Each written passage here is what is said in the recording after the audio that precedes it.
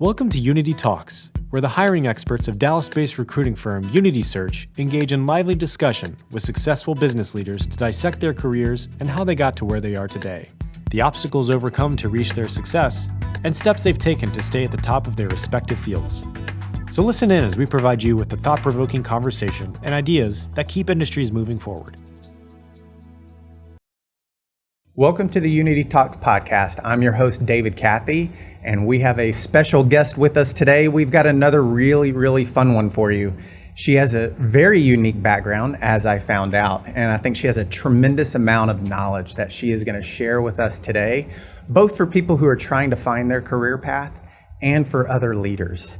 Her name is Angie Wallander. Thank you so much for coming to our podcast today. Hi, David. Thank you so much for having me. Absolutely. So Angie is the EVP, Executive VP, and Chief Administrative Officer at Reddy Ice, and a few accomplishments so that we can familiarize ourselves with Angie today.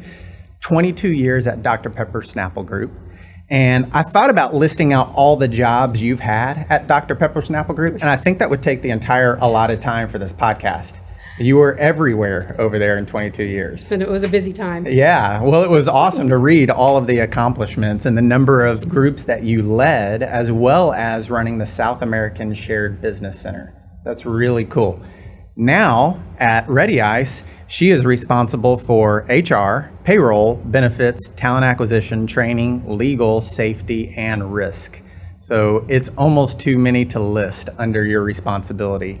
And she also comes from kind of a little bit of a house divided. You and one daughter are SMU Mustangs, and husband and the other daughter are UT Longhorns, right? True, yes. That's awesome. That's awesome. So Angie's from a little town, as we learned, in Warrenton, Virginia. Exactly. And as I learned, it was Northern Virginia at the time. Now it's just a suburb of Washington, D.C.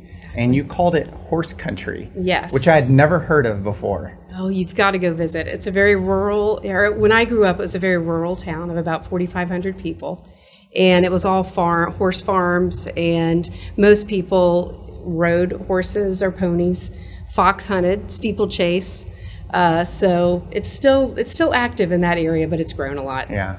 Did you do any of that? I did. I grew up riding and showing. In Virginia, we ride English hunt seat style. Here it's more Western. But I did that until I was in college. I feel like we're going to start another podcast about the different styles of riding. You're going to be our first guest. Thank you. As well. Thank you. Well, it's really cool, but here's what's so interesting. So she's from Northern Virginia, and she ends up going to school at SMU, which I thought was really unique, because you don't think of people from Virginia, at least I don't think of people from Virginia going to SMU. How did you find out about SMU? I had a friend who had gone there and looked at it and ended up loving it. Never dreamed I would stay in Texas long term. Mm-hmm. I was really a Virginia, or I actually went to high school in North Carolina.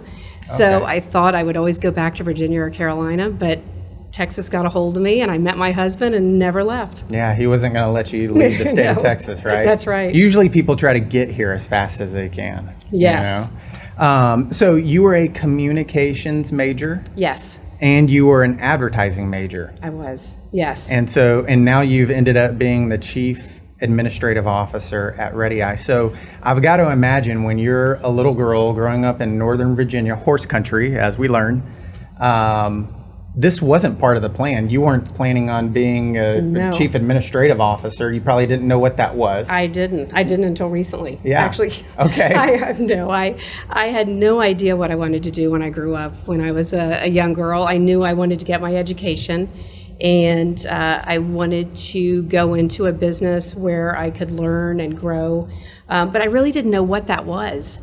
And when I graduated from SMU, as you mentioned, and started looking for jobs, and was very fortunate to just off the street interview at the time it was Dr. Pepper 7-Up, and interviewed and went into an entry-level job at that time within finance. Which didn't make a whole lot of sense with my background, but they were willing to take a chance on me, and I absolutely loved the company, and ended up growing and doing about 20 different jobs at Dr. Pepper, all across different departments. And I really began to know a little about a lot. I delved into different departments, and that was part of my strategy. Is I didn't know where I wanted to go long term, and I wanted to learn about different areas to see where I best fit overall. And I did that and excelled in certain areas. Knew what I started to define what I really liked and what I wanted to do, and really I like to say I grew up at Dr. Pepper because. Those were really the important years where I was learning what I wanted to do. You were there for 22 years. You certainly did grow up in your professional life and your personal life. Yes. At Dr. Pepper, which was really cool. What did your parents do, Angie?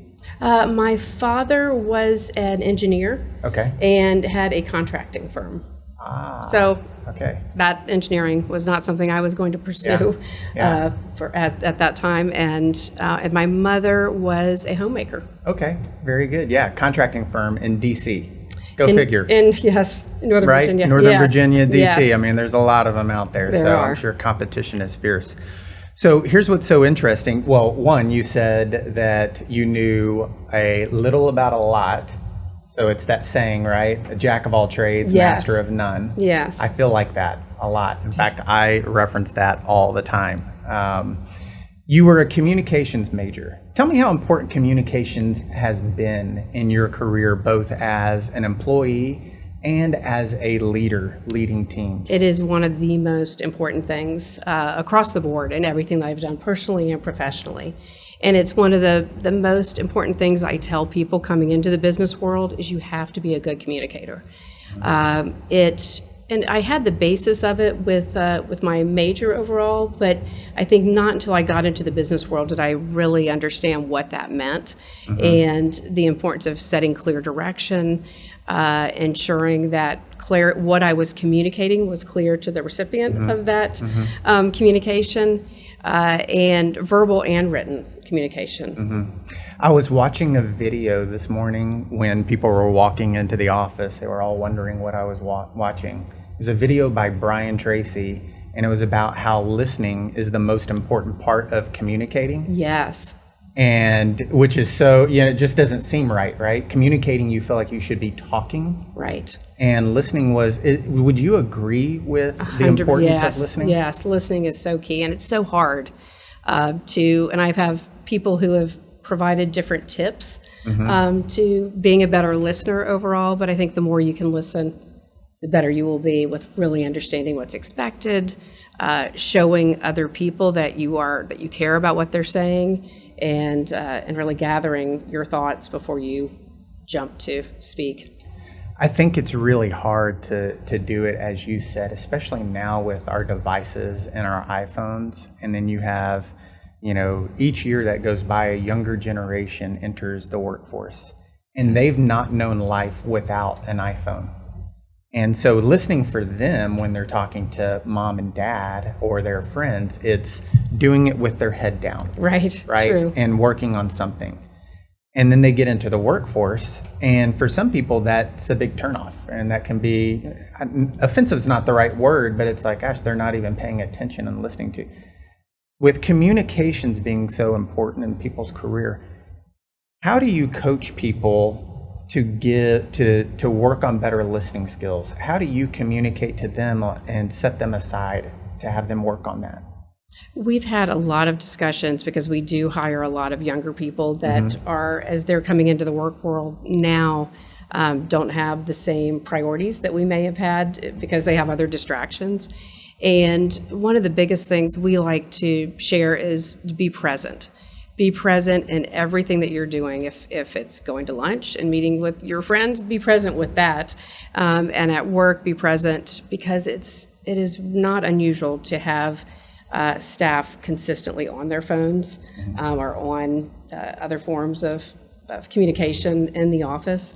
And if they are constantly focused on that, they're not going to get ahead with what they're doing at work. Yeah. I have a quote here that you stated when you were interviewed by a news outlet. And you talked about hiring, and you talked about what's really important for people and developing people. And I'd love for you to share your thoughts on this Sure. quote. I'm going to read it here. It says, "My number one goal has always been to place people in positions that will not only improve their lives financially, but will improve their long-term careers. I want to make a real impact." Yes, I do remember saying that. And it's the foundation of what I love to do from a work and professional perspective is hire people into roles or promote or move people into roles that are going to excel. And it's tough sometimes when someone wants a role and you know it's not the right role for them longer term, and it's not going to produce the results that they think it may overall. And so I have always made it a primary goal to make sure that we assess candidates and staff coming in to encourage them to go into roles that are really going to have a big impact for them and that they'll be successful in long term. And it's something that I was taught early in my career also, that if you don't have the right skills and capabilities for a role, someone is doing you a favor by not putting you in that role just to fail. Now, you certainly want people to stretch and to grow, and failure is a good thing as long as you're growing, but you have to have the basic skills and capabilities. I love that. Failure is a good thing. That's something to listen to on a loop. As long as you are growing, we're so afraid of failure. We don't try, we hold ourselves back, we overthink instead of just trying to take a leap. Yes. In what we do, I often say, and I got this from a lady that I used to work with, and she would say, we're not doing brain surgery.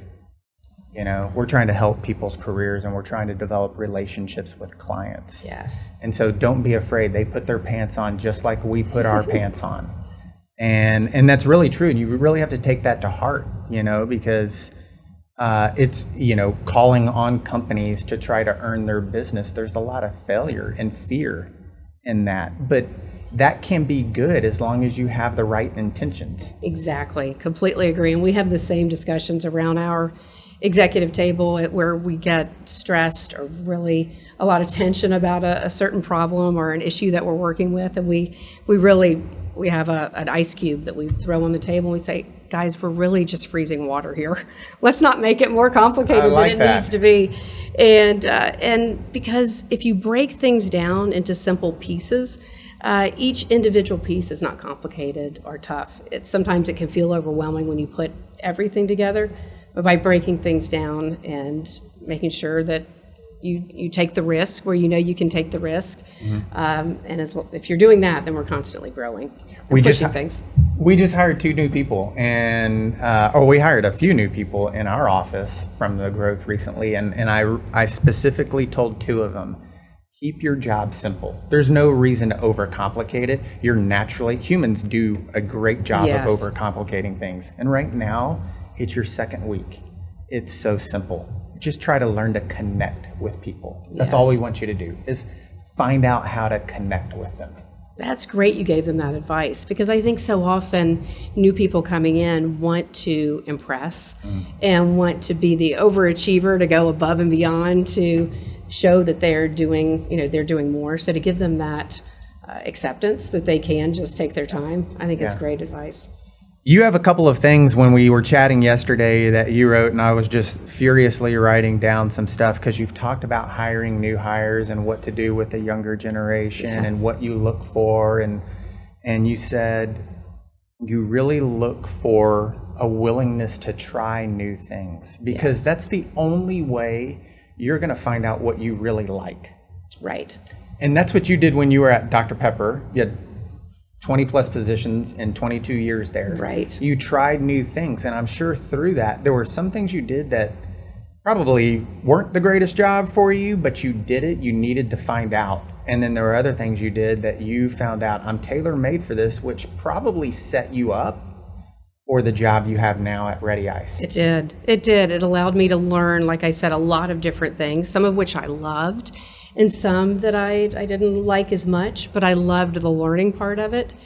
And it allowed me to be able to manage those things, although I didn't want to be into the details of each. As I grew in my role, I knew how to manage those functions because I knew what they were all about. So that was really interesting. But one thing that comes to mind when you say that from a learning perspective is when I was doing so many different things and going to different departments, and then became a leader over a few of the departments. I felt like I still needed to be able to be hands-on and do things in each of those teams. And I consistently would get into the weeds. I knew everything that everybody was doing, and I was controlling it all. And I thought that was the right thing to do. And as I got further along, I could feel myself that I could only work so many. I was already working 19 hours a day, and not, I wasn't being as productive as I could have been. And that was a really big learning for me, because I finally realized that you can't, as you grow in leadership, you can't control and be in everybody's business and know the details of everything that's going on in your teams, but you have the understanding and the trust in your people to know where you need to get involved. And that was a big leadership lesson for me to really understand that and live it. Yeah, that's huge. That's a golden nugget I'm going to take away. We talk about it in our firm. You do. All the time. And, it's that battle of, you were a small company and you are growing, and you used to be able to do everything. Yes. You used to make all the decisions. And that can be stifling too. You're stifling growth within your own firm, because everybody's lining up to get the cue from you whether or not they should or shouldn't do something. Exactly. And so we've talked a lot about moving to giving our team a strategy and the tools to make the decisions on their own. And if, the old adage of, if you get hit by a bus, the company still can operate and it doesn't miss a beat. They miss you, hopefully. Right. But the company doesn't miss a beat with their customers. And I think that's huge. That's a little golden nugget I'm going to walk away with, and make sure that we are trying to put things in place where we aren't suffocating our own people. Exactly.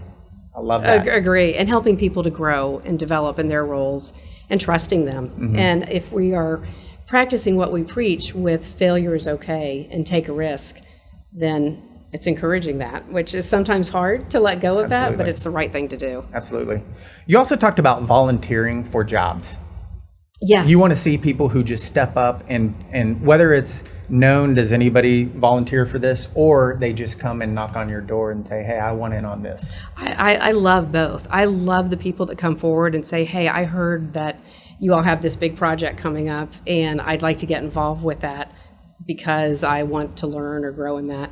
Or I also love being able to go out and tap someone on the shoulder and say, I think you'd be really good at this, and seeing how they respond. To me, one of the most important things with a team and having an ideal group of people that work on your team is being hungry, and having someone that is hungry to learn more and grow more. And it doesn't change regardless of what level you are. I work for a CEO that is so hungry I can't keep her fed. I am constantly, she wants to learn more and grow more and consistently see where we can take it to the next level. So a lot of people think it stops when you're in a leadership role, but I think continuing to grow and develop defines the leader that we are. Yeah.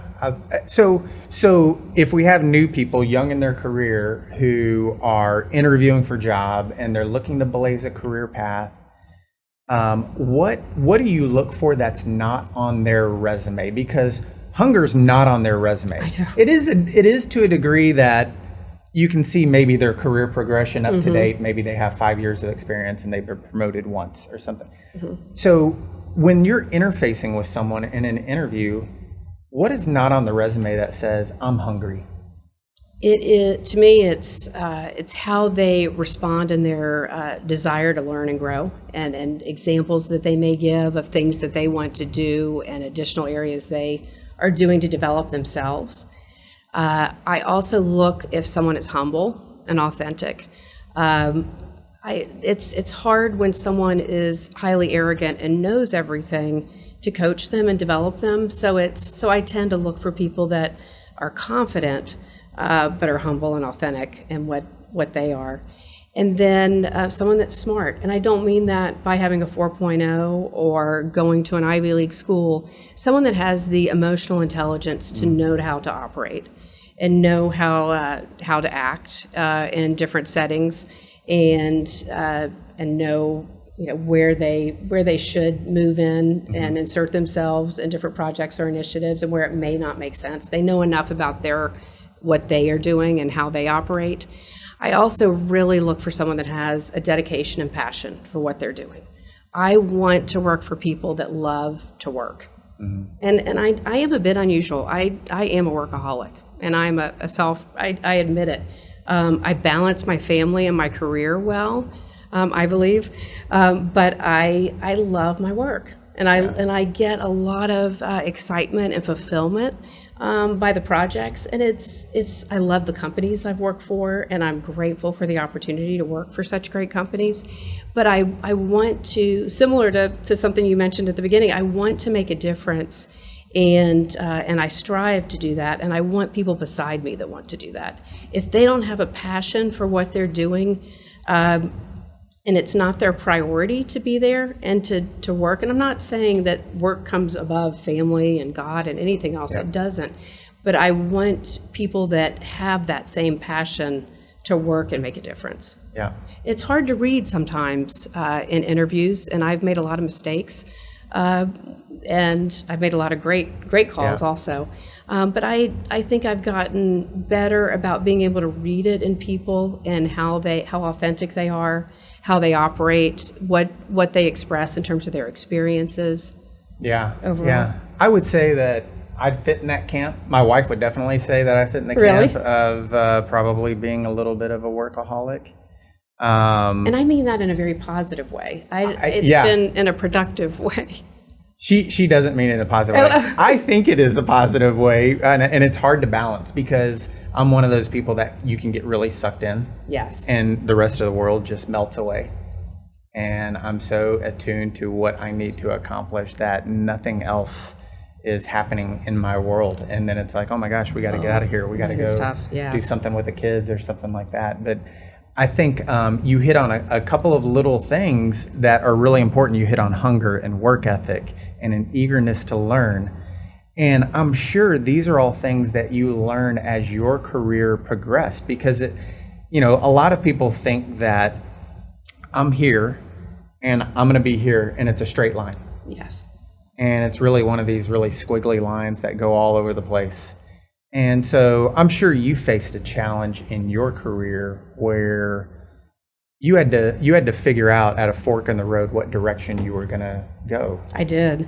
And it was unique because I made the decision to explore a lot of different opportunities, and it was a conscious decision. I became broad in a lot of things, like we talked about, versus deep in a few areas. I didn't have a CPA. I wasn't totally focused on accounting or finance or even HR, but I knew a little bit about all of these areas. And there was an opportunity that came about 20 years ago or so. Gosh, that seems a long time ago. Maybe a little longer. We'll whisper that. It was 20 years. And it was actually at the time it was Cadbury Schweppes, and it was running our shared service division, which was overseeing all of the transactional processing for finance, accounting, HR, legal, all of the transactional services. I did not have a lot of that experience at all, but I did have the general management experience, and I had worked in many of the departments in lower level roles. And so when this job came open, I went to see my boss, who was also my mentor, and I said, I really am interested in this role. And he sort of gave me an eye, and he's like, what are you up to? Why do you think you're qualified for that role? And I explained it to him. And he supported me going to interview for the role, and I did. I was certainly not the best candidate in terms of the skills of each of those functions, but I was able to sell. Maybe it was the communication. I was able to sell myself to the leadership that was managing this area of the business. That because I had the general experience. And I had learned enough through the years to not go so deep. I was the right leader for that overall organization. So that was an exciting time, and it was a big, obviously there was a lot more behind the scenes related to it in terms of going for it, but I felt great about it. I was honored to be able to lead that group and grew a lot in it. Yeah, I think that's great. You mentioned a couple of things in that. One of them was communication. You drew that out a couple of seconds ago, like maybe it was the communication. Yes. It was also the communication on your end, speaking up to your boss. Yes. And not being afraid to take that risk, right? The fear of failure, because you could have easily, whether he said yes, go, or not, you could have easily felt like, oh my gosh, if he says no, that's failure. He doesn't think I'm worthy. But you were willing to take that risk. And that's huge, to just step up and use your communication skills to ask for it and be willing to. And that ties in exactly what we've been talking about here today. The other thing, and I think you'll all understand this, is for the last few people that we've interviewed, all of them business leaders in DFW, and they've all had mentors. And if you want to be a business leader, it seems like everybody is saying, hey, you should look to have some mentor, whether it's a stated mentor, whether you've asked someone to be your mentor, or you just look upon that person as a mentor. Yes. Right? And have a few. You might have certain people. I certainly have over the years where I had certain people that I would reach out to for different types of issues, because I knew that their skill sets lent towards one area or the other. But I treasure the mentors I have had, and wouldn't be where I am without their support. Would you, for business leaders listening to this, would you tell them they should seek out mentees, or how does that relationship happen? I think it's both. I think if you're in a company that assigns mentees, that's always a great program too. If you have someone that understands the strengths and the leaders within their group. But if it's not a situation like that, I would seek out a mentor. If there's someone that you admire and respect and know that they have a background that may lend themselves to some of the challenges you have. And I think all of us have a duty to give back to people within the business world and reach out to people. And even if they say, no, I'm not interested right now, if you have an interest in them, reach out to them and offer your support. Angie, one of the things I feel from you right now is that you love people. I do. You're going to challenge them. But from the quote we read and just the energy that you have today, it's wanting to help people and help them develop and maybe see something in themselves that they don't even see. Yes, completely agree. I think the more we push ourselves to do more and to grow, the better we're going to be personally and professionally. I think I'm better professionally because of what I have in my personal life, and vice versa. So I want to continue to push myself and push those around me. I love that. It's not always easy, though. Sometimes people don't want to be pushed. Yeah. So you have to make sure that you have the right approach with people. Yeah. So as we wrap up, I've got last couple of questions here for you. As a business leader, you talked about having an appetite for learning. Yes. How do you continue to educate yourself? Is it books? Is it podcasts? What we're doing here today? Like, what do you do? It's books. It's podcast. It's also seeking out other leaders that I work with and networking, which was hard during the COVID time to some degree, but glad that that's starting to come back in. Reading is probably the easiest way to do it overall, but just continuing to look for new avenues to learn. Yeah, that's great. Last question is for our listeners. So again, they're blazing their career. They're either coming out of school or they're changing a career path, which you have seen in your life, in your career. It's okay to try different things. Yes. A communications and advertising person, right? And here you are today, and you never thought this would be where you are. What advice, what one or two things would you recommend for people beginning their career to be mindful of as they shape it? Don't be afraid to try new things. If there's something that interests you, go for it. Because when I first started getting into the business world, I had never heard of most of these departments. I didn't know what in the world, I didn't even really know all of the different teams that are behind the scenes there.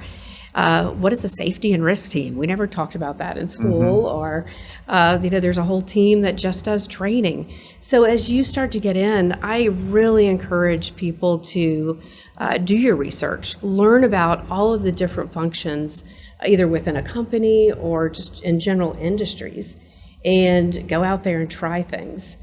The other thing that I think is so important is have a passion for what you do. Once you find something that you like, don't be afraid to pursue it. And you might have a few setbacks, but that's only helping you get better and grow. Yeah. So have a passion for what you do and really go for it. Such sage advice, Angie. You have been fantastic. Thank you so much for blessing us with your presence today. Thank This you. has been great. You can tell you have a passion for people, and you can tell you just have this genuine desire to continue learning. Thank you. And that energizes me. So I really appreciate you. Thank you. Coming I've here learned today. a lot being here, so thank you so much. Yeah, absolutely. And for our listeners, you heard it. It's hard work. It's an eagerness to learn. It's not being afraid to fail, and we're all going to fail at some point in time. And it's how high you can bounce back if you do. So for those of us here at Unity Talks Podcast, until next time. If you're looking for the next step in your career or the missing piece for your team, Unity Search has you covered. Whether it's finance and accounting, tax services, information technology, or human resources, Unity Search is here for you with experienced and dedicated hiring professionals. Reach out today and take the next step. Unity Search, placing you first.